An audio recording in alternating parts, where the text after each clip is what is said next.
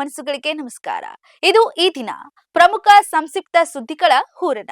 ನೀವು ನೋಡ್ತಾ ಇದ್ದೀರಾ ಬಿಪಿ ನ್ಯೂಸ್ ಕನ್ನಡ. ನಾನು ಭುವನ.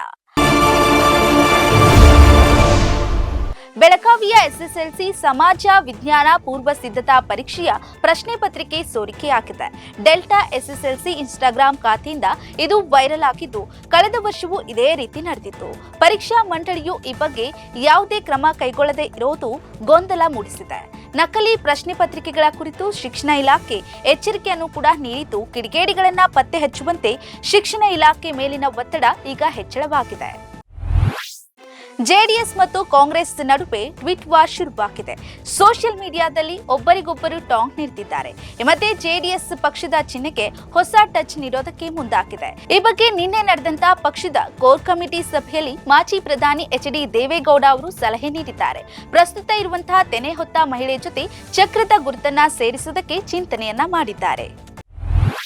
ಮಲಯಾಳಂ ಭಾಷೆ ಬಿಲ್ ವಿರೋಧ ವಿಚಾರಕ್ಕೆ ಎಕ್ಸ್ನಲ್ಲಿ ಪ್ರತಿಕ್ರಿಯೆ ನೀಡಿರುವಂತಹ ಕೇರಳ ಸಿಎಂ ಪಿಣರಾಯಿ ವಿಜಯನ್ ಈ ಮಸೂದೆ ಮೂಲಕ ಭಾಷಾ ಅಲ್ಪಸಂಖ್ಯಾತರ ಹಕ್ಕನ್ನ ಎತ್ತಿ ಹಿಡಿಯಲಾಗಿದೆ. ಯಾವ ಭಾಷಿಕರನ್ನು ಕೇರಳದಲ್ಲಿ ದಮಿಸುವ ಮಾತಿಲ್ಲ. ಕೇರಳದಲ್ಲಿ ವ್ಯವಹಾರಕ್ಕಾಗಿ ಕನ್ನಡ, ತಮಿಳು ಸೇರಿದ ಅವರ ಮಾತೃಭಾಷೆಯನ್ನ ಬಳಸುವ ಅವಕಾಶವಿದೆ. ಯಾರು ಯಾವ ಹಕ್ಕನ್ನು ಕೂಡ ಇಲ್ಲಿ ಹತ್ತಿಕ್ಕುವ ಕೆಲಸವನ್ನ ನಾವು ಮಾಡೋದಿಲ್ಲ ಅಂತ ಬರೆದುಕೊಂಡಿದ್ದಾರೆ. ಜೊತೆಗೆ ಸಿಎಂ ಸಿದ್ದರಾಮಯ್ಯ ಅವರು ಕೂಡ ಪೋಸ್ಟ್ಗೆ ಸ್ಪಷ್ಟೀಕರಣವನ್ನ ನೀಡಿದ್ದಾರೆ. ಚಾಮರಾಜನಗರ ಆಕ್ಸಿಜನ್ ದುರಂತದಲ್ಲಿ ಸಂತ್ರಸ್ತ ಕುಟುಂಬಗಳಿಗೆ ರಾಜ್ಯ ಸರ್ಕಾರ ಸಿಹಿ ಸುದ್ದಿ ನೀಡಿದೆ. ಮೇ 2021ರಲ್ಲಿ ಆಕ್ಸಿಜನ್ ಕೊರತೆಯಿಂದ 36 ಕೋವಿಡ್ ರೋಗಿಗಳು ಮೃತಪಟ್ಟಿದ್ರು. ಈ ಕುಟುಂಬಗಳಿಗೆ ಸರ್ಕಾರ ಇದೀಗ ಉದ್ಯೋಗ ನೀಡೋದಕ್ಕೆ ನಿರ್ಧಾರ ಮಾಡಿದೆ. ಜನವರಿ 26ರಂದು ಗಣರಾಜ್ಯೋತ್ಸವದಂದು ನೇಮಕಾತಿ ಆದೇಶಗಳನ್ನ ವಿತರಿಸಲಾಗುವುದು. ಕಾಂಗ್ರೆಸ್ ನೀಡಿದ ಭರವಸೆಯನ್ನ ಈಗ ಈಡೇರಿಸ್ತಾ ಇದ್ದೇವೆ ಅಂತ ಸಂತ್ರಸ್ತರು ಈಗ ಖುಷಿ ಪಟ್ಟಿದ್ದಾರೆ. ಹಲವು ವರ್ಷಗಳ ಹೋರಾಟಕ್ಕೆ ನ್ಯಾಯ ಸಿಕ್ಕಂತಾಗಿದೆ. ರಾಕಿಂಗ್ ಸ್ಟಾರ್ ಯಶ್ ಅಭಿನಯದ ಟಾಕ್ಸಿಕ್ ಸಿನಿಮಾದ ಟೀಸರ್ ಬಿಡುಗಡೆಯಾಗಿ ಎಲ್ಲೆಡೆ ಅಬ್ಬರಿಸ್ತಾ ಇದೆ.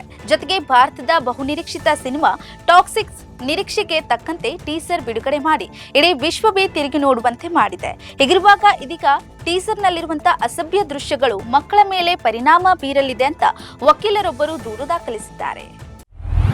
ಕೋಲಾರ ಜಿಲ್ಲೆಯ ಮಾಲೂರು ತಾಲೂಕಿನ ತೋರಣಹಳ್ಳಿ ದನಗಳ ಜಾತ್ರೆ ಮೆರವಣಿಗೆ ಹಾಗೂ ದೇವಸ್ಥಾನದಲ್ಲಿ ಸಫಲಮ್ಮ ದೇವಿ ದರ್ಶನಕ್ಕೆ ಜನಸಾಗರವೇ ಹರಿದು ಬರ್ತಾ ಇದೆ.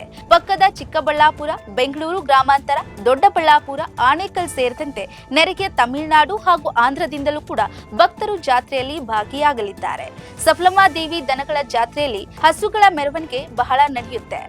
ಸಫಲಮ್ಮ ದೇವಿಗೆ ದೀಪಗಳನ್ನ ಬೆಳಗುವ ಮೂಲಕ ಬಹಳ ವೈಭವವಾಗಿ ದೀಪೋತ್ಸವವನ್ನ ಆಚರಿಸುತ್ತಾರೆ.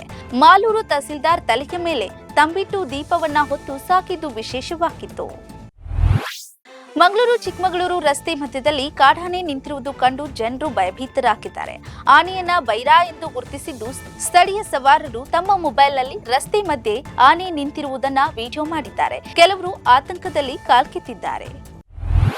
ತುಮಕೂರು ಬಳಿ ರಸ್ತೆ ಅಪಘಾತದಲ್ಲಿ ಚಿರತೆಯೊಂದು ಸಾವನ್ನಪ್ಪಿರುವ ಘಟನೆ ನಡೆದಿದೆ.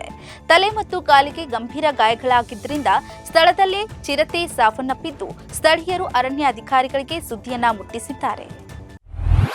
ಮೈಸೂರು ಜಿಲ್ಲೆ ನಂಜನಗೂಡು ತಾಲೂಕಿನ ತಗಡೂರು ಗ್ರಾಮದ ಬಳಿ ಚಿರತೆ ದಾಳಿಯಿಂದ ಹಸು ಬಲಿಯಾದ ಘಟನೆ ನಡೆದಿದೆ.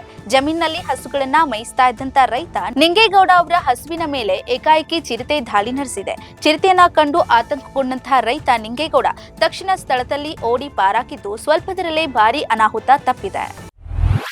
ರಾಕಿಂಗ್ ಸ್ಟಾರ್ ಯಶ್ ತಾಯಿ ಪುಷ್ಪಾ ಅವರಿಗೆ ಸೇರಿದ್ದು ಎನ್ನಲಾಗ್ತಾ ಇರುವಂತಹ ಹಾಸನದಲ್ಲಿರುವ ಸೈಟ್ ಕಾಂಪೌಂಡ್ ಅನ್ನ ಆ ಜಾಗದ ಸದಸ್ಯ ಮಾಲೀಕರು ಎಂದು ಹೇಳಿಕೊಂಡಿರುವ ದೇವರಾಜ್ ಹೆಸರಿನ ವ್ಯಕ್ತಿಯೊಬ್ಬರು ಕೆಲ ದಿನಗಳ ಹಿಂದೆ ನೆಲಸಮಗೊಳಿಸಿದ್ರು.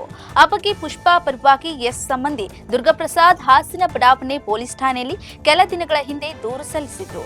ಇದೀಗ ಸ್ವತಃ ಪುಷ್ಪಾ ಪೊಲೀಸ್ ಠಾಣೆಗೆ ಭೇಟಿ ನೀಡಿ ಪೊಲೀಸರೊಟ್ಟಿಗೆ ಘಟನೆ ಕುರಿತು ಮಾತುಕತೆ ಮಾಡಿದ್ದಾರೆ.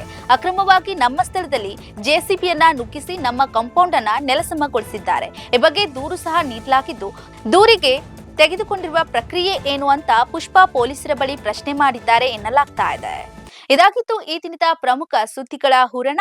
ನೈಜ ಹಾಗೂ ತಾಜಾ ಸುದ್ದಿ, ಪ್ರಾಮಾಣಿಕ ವರದಿ, ನಿಷ್ಠುರ ವಿಶ್ಲೇಷಣೆಗಾಗಿ ಸದಾ ನೋಡ್ತಾ ಇರಿ ಬಿಪಿ ನ್ಯೂಸ್ ಕನ್ನಡ. ಇದು ಕನ್ನಡಿಗರ ಪ್ರತಿಧ್ವನಿ.